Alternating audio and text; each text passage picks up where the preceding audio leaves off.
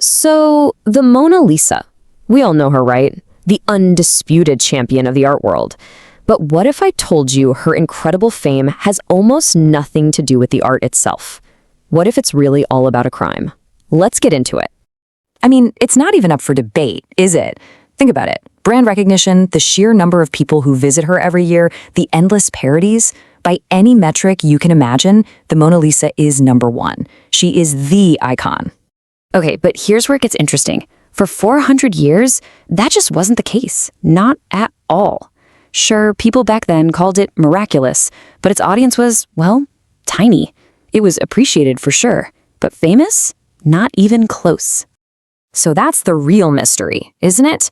How does a painting go from being just another respected masterpiece to literally the most famous face on the entire planet? Well, you're not going to find the answer in some stuffy art history textbook. You're going to find it in a police report. Yeah, to really get a handle on the explosion of fame, we first have to appreciate the silence. We've got to go back in time to the world before 1911. So get this, before the theft, the Mona Lisa wasn't even considered Leonardo's best work, not by a long shot. You had these huge, celebrated masterpieces by Michelangelo and Raphael. Heck, even Leonardo's own Last Supper was way more famous. The Mona Lisa, she was kind of mid-tier. Just let that sink in for a second. Inside the Louvre, she didn't have her own special wall, no bulletproof glass, no dedicated room. She was just another painting hanging in a long gallery, one you could easily walk right past without even noticing. It was a great painting, sure, but it wasn't the Mona Lisa. Not yet. And then, August 21st, 1911, everything changed.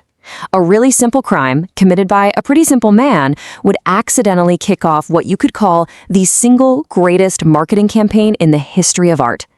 So, who was this criminal mastermind, you ask? Well, meet Vincenzo Peruggia. And he was not some slick movie-style art thief. Nope. He was just a handyman, a guy who had actually worked at the museum. And here's the kicker, he wasn't even after the money. He was an Italian patriot who honestly believed he was rescuing the painting and bringing her back home to Italy. And the heist itself, I mean, it tells you everything you need to know about how under the radar this painting was. It was just shockingly simple. There was no complex plan, no lasers, none of that. He literally just lifted it off the wall, stuck it under his worker's coat, and calmly walked right out the door. The very fact that he could do that tells you everything about how people saw the painting back then. So, just like that, the painting was gone. And it was its absence, blown up by the media, that was about to make it immortal. You can actually see this explosion happen when you look at the numbers. Okay, so before 1911, the Mona Lisa might get a mention in the newspapers, maybe 50 to 100 times a year. We'll say 75 on average. You know, pretty respectable for a Renaissance painting. Now keep that number in your head, 75. And then, boom. In the very first month after she was stolen, that number just skyrockets to over 2,000. We're talking a massive increase, almost overnight. The media had just found its brand new superstar. And this is the really crucial part. The media didn't just report that a painting was stolen. To make the story juicier, more sensational, they basically created a new narrative. They retroactively decided, hey, this is the most important painting in history. They were building the myth right there, in real time. You've got to remember the world of 1911. It was the perfect moment for a story like this to just explode. You had the rise of these mass tabloid newspapers all fighting for readers. There was no radio, no TV to compete for attention. And this is huge. It was the first big art theft where newspapers could actually print a photograph of what was missing. It was truly a perfect storm. Okay, but why did the story stick? I mean, they got the painting back eventually. Why didn't the fame just fade away? Well, the answer isn't in the news, it's inside our own heads. It's all about some really basic human psychology. It all kicks off with this weird little quirk in our brains called loss aversion. Basically, we hate losing things way more than we enjoy getting them. It's true. Nobody was paying that much attention to the Mona Lisa when she was just hanging there on the wall. But the second she was gone, lost to humanity, everybody suddenly desperately wanted her back. And then you've got something called the Streisand Effect. This is where it gets really wild. The empty space on the Louvre's wall, it became a tourist attraction. I'm not kidding. People would line up to go see the spot where the painting used to be. Her absence literally made her more famous than her presence ever did. And finally, it all gets cemented in place by what we call social proof.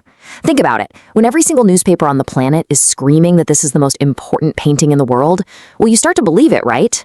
It creates this powerful feedback loop. The media says it's famous, so we pay attention, which then makes it even more famous, and on it goes.